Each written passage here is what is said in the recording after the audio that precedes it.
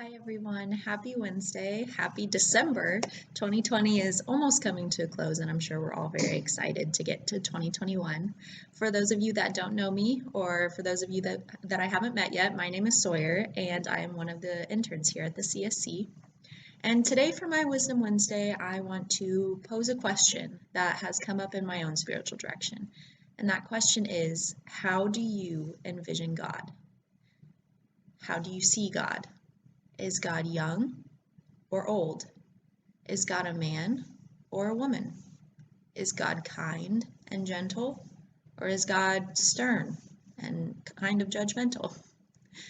These are questions that I had never paid particular attention to until my own spiritual director asked me about my perception of God. So I encourage each of you to maybe pause this video and take a minute or two to just reflect on how you envision God. If God was sitting right next to you or right across from you, what would God be like? How would God sound?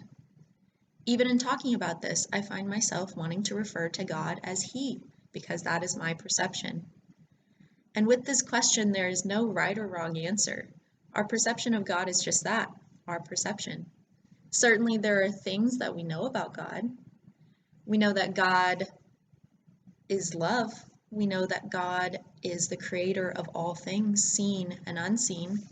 We know that God has infinite wisdom and power beyond our comprehension. And all of these things help us in forming our picture of who we believe God to be. But unfortunately, part of our own human nature is that God will always be greater, always be bigger than anything we can even imagine. And all of this is not to say that our perception of God is not useful.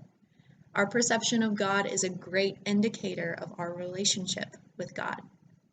For example, if we view God as being cold and judgmental, then it will be incredibly difficult for us to turn to God when we are in need of love and forgiveness.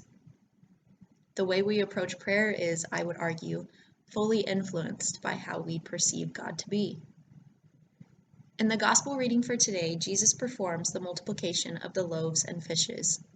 Jesus is moved by the hunger of the people who traveled very far to see him, and he provides for them.